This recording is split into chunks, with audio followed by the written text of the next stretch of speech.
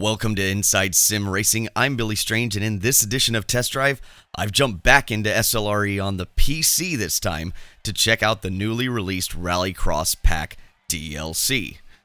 I'll be racing the 2009 Ford Focus RS on the Rallycross track in Norway.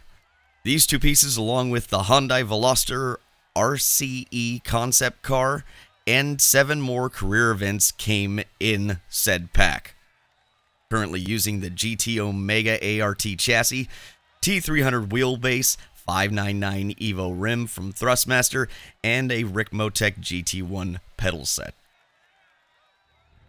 As we get ready to start 6 laps at the Norway Rallycross track in the Ford Focus. 3, 2, I thought I'd let you know that if you had watched my other video, I'd mentioned the graphical problems I was having with SLRE.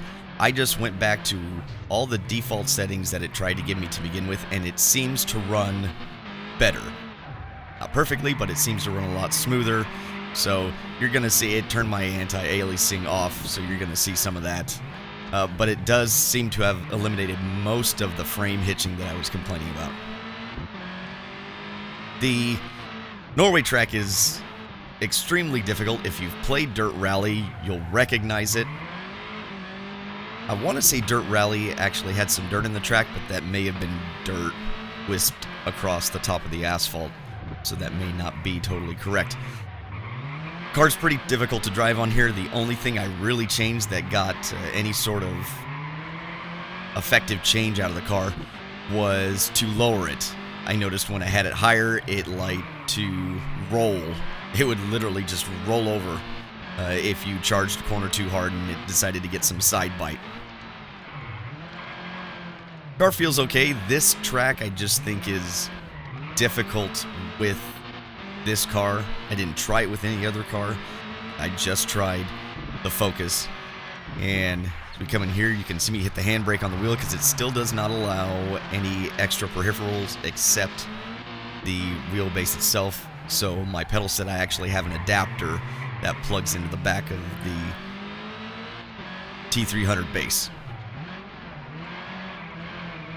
And whereas I found myself wanting a harder difficulty on the other Rallycross tracks, with the AI in this one, it's definitely a challenge, and they seem to have, as I struggle right there, they're very aggressive. They almost get Gran Turismo, old school Gran Turismo-like, and I set the car too hard there, got sideways, but once you commit, just got to get it and let it do its thing. Only way I could get through that tight left-hand turn is to use the e-brake, or the handbrake. I just couldn't get around there because the car wants to pick up an on-throttle push. If you brake too hard going into the turn, get into a tank slapper there, bump the other car, and now you can see the fun quote-unquote cracks in the windshield, I guess. And as you can see, the AI, there's no room. It doesn't want to give me any room. It doesn't recognize that I'm next to it. Tried to keep it nice and low so we couldn't get by.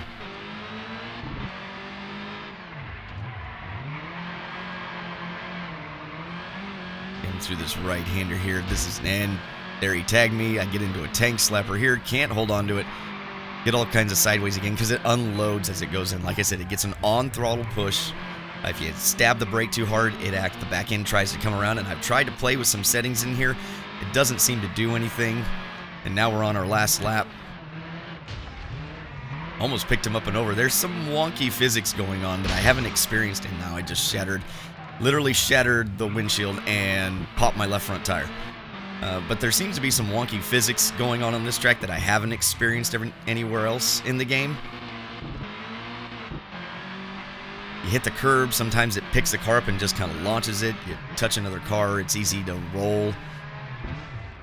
It may just be because this track has a lot of undulations in it, and it lets it take off, per se. But yeah, there's the end of the 6 laps.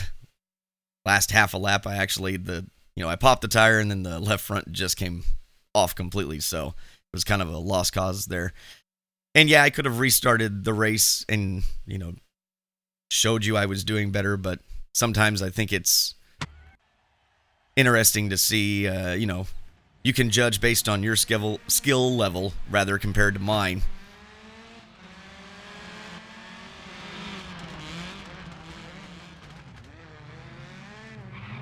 You go through the right-hander there.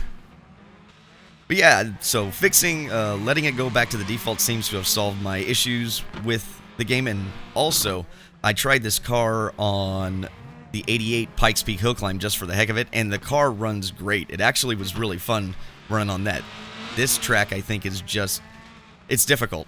At least for me it was. You can see, give it a little push there. Once again, I messed with the settings on this track. It just didn't do a whole lot. I think it's just the way the track is designed itself. I didn't have this problem with Dirt Rally per se. It was difficult, but I got the hang of it. This course, I think, is just difficult. And the two sims are completely different, if you want to call this one a sim. That's up to you. So, I want to thank you for watching to the end of this video. I know it's a little cliche to say it every time, but I just, you know, with the 6 previous videos I've done before this, I eclipsed the views by 10,000 of my old channel. And that's, you know, that thing was up for 2.5 years. And it's pretty amazing, and it's pretty humbling to have people watch and give me feedback, critique.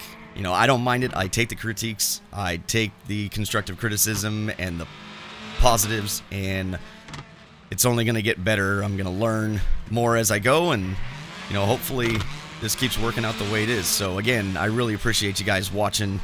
Once again, if you have any suggestions, please go ahead and leave them in the comments below.